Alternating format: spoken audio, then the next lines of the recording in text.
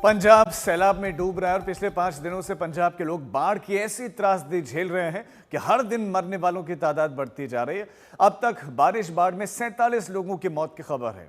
1900 से ज्यादा गांव में बाढ़ का पानी भरा हुआ है। लगभग 4 लाख की आबादी पूरी तरह से इस बाढ़ से प्रभावित हुई है। लगभग 21,000 लोगों को तो सैलाब में डूबने से बचाकर सुरक्षित ठिकानों तक पहुंचाया जा चुका है, लेकिन सैलाब की मुसीबत अभी खत्म नहीं हुई है।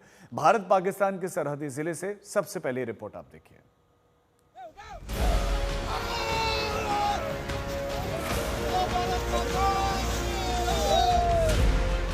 ये हिंदुस्तान पाकिस्तान की सरहद है। यहाँ एक जंग चल रही है, लेकिन दुश्मन पाकिस्तान नहीं, पानी है।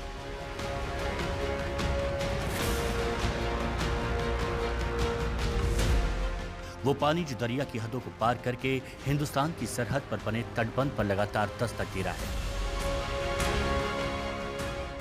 उस बांध को मजबूत करने के लिए पंजाब के नौजवान किसान, मजदूर, टीचर, कर्मचारी सारे के सारे जुटे हुए हैं।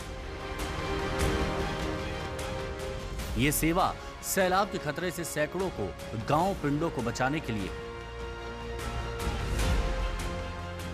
हाथों हाथ मिट्टी और रेत भरी बोरियां तटबंध के किनारे डालकर उसे मजबूत किया जा रहा है। मिट्टी कम पड़ रही है तो ट्रैक्टर के ट्रॉले भर भर कर वहां मिट्टी पहुंचाई जा रही है।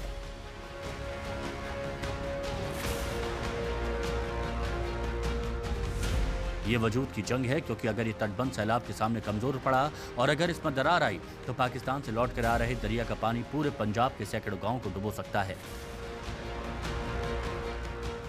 देखते ही देखते हिंदुस्तान पाकिस्तान की सरहद पर फिरोजपुर जिले के ओल्ड मोहम्मदी वाला सरहद पर बने तटबंध को बोरियों से पाट दिया जाता है।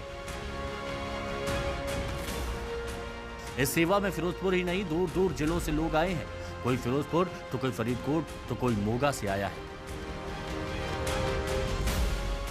सैलाब के संकट से जूझने की जद्दोजहद ऐसी है कि इस सेवा में स्कूल के टीचर्स भी अपना योगदान दे रहे हैं। आम पब्लिक, आम जनता, किसान, मजदूर, आम लोग, दुकानदार लगे हुए ने। ਅਸੀਂ ਸਰਕਾਰੀ ਸਕੂਲ ਦੇ ਅਧਿਆਪਕ ਵੀ ਇਹ ਸੇਵਾ ਵਿੱਚ ਲੱਗੇ ਹੋਏ ਆ ਕਿ ਜਿਹੜੀ ਪੰਜਾਬ ਦੀ ਜਿਹੜੀ ਸਾਰੀ ਇਹ ਪ੍ਰਾਪਰਟੀ ਹੈ, ਇਥੋਂ ਦੀਆਂ ਜ਼ਮੀਨਾਂ, ਇਹਨਾਂ ਨੂੰ ਬਚਾਇਆ ਜਾ ਸਕੇ। ਸੇਵਾ ਦੀ ਇੰਤਹਾ ਹੋਈ ਪਈ ਆ। ਪੰਜਾਬੀਆਂ ਦਾ ਜਜ਼ਬਾ ਹੀ ਆ, ਪੰਜਾਬੀਆਂ ਦੇ ਖੂਨ 'ਚ ਹੀ ਆ। ਲਗਾਤਾਰ ਅਸੀਂ ਦੇਖ ਰਹੇ ਹਾਂ ਵੀ ਕੱਲ ਦੀ ਮਿੱਟੀ ਦੇ ਗੱਟੇ ਆ ਰਹੇ ਆ, ਭਰੀਆਂ ਟਰਾਲੀਆਂ ਆ ਰਹੀਆਂ, ਲੰਗਰ ਲਗਾਤਾਰ ਆਏ। फिरोजपुर जिले में सरहद के इलाकों में जीरो लाइन के पास बाढ़ के बेहद बुरे हालात हैं। इसमें कुछ जगहों पर तटबंध को नुकसान भी पहुंचा है और सरहद पर की गई बाढ़बंदी भी तहस नहस हो गई है। इन इलाकों में पहले से सेना के जवानों ने तटबंध को मजबूत बनाए रखने की कोशिश चालू कर दी थी और सेना की इन कोशिशों में स्थानीय लोगों ने बढ़ चढ़कर भागीदारी निभाई।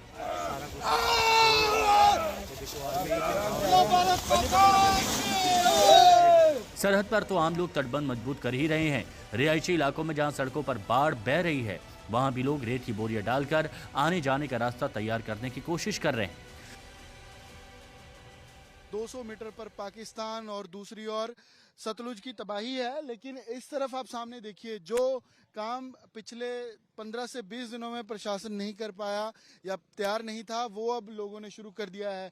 यहाँ पर सतलुज की मार थी, सड़क बह गई है, लेकिन लोग आप देखिए कि यहाँ के जो गांववासी हैं, क्योंकि यहाँ से 20 गांवों का कनेक्शन कटा है, तो सड़क की मुरम्मत की जा रही है। रेत को इन थैलों में भरकर यहाँ पर लगाया जा रहा है ताकि एक आवाजाही बन सके और पानी की मार सबसे कम हो।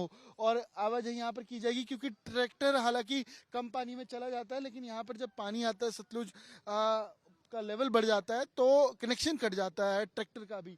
तो उसके लिए अब सड़क की मुरम्मत की जा रही है और रास्ता बनाया जा रहा है। हालांकि फिरोजपुर और फाजिलका में ऐसे हालात हैं कि सैकड़ों गांव कनेक्शन जिनका कटा है और आने वाले 10 से 15 घंटे और चिंताजनक जरूर है, क्योंकि भाखड़ा डेंजर मार्ग के बिल्कुल पास है और 10-10 फुट फ्लड गेट्स खोले गए हैं, जो सतलुज यहीं फिरोजपुर और इसी फाजिलका में सबसे ज्यादा मार कर रही है। फाजिलका में तो एनडीआरएफ के जवान रोज ऐसे सैकड़ों लोगों को निकाल रहे हैं जो बाढ़ में फंसे हुए हैं। इनमें कुछ बुजुर्ग, बीमार महिलाएं भी हैं। आपदा राहत में जुटी ये टीमें पिंडों के बीच घूम घूम कर मुनादी कर रही हैं और इलाके से बाहर निकलने की अपील कर रही हैं।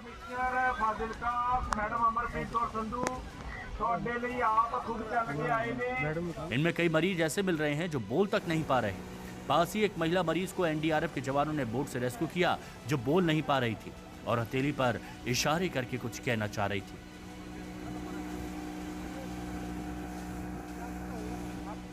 एनडीआरएफ के जवान उन्हें डांडस बांधते हुए रेस्क्यू कैंप तक पहुंचाने में जुटे हुए थे। पंजाब में फिलहाल सतलुज का पानी थोड़ा कम तो हुआ है, लेकिन सैलाब से फिलहाल राहत मिलती नहीं दिख रही।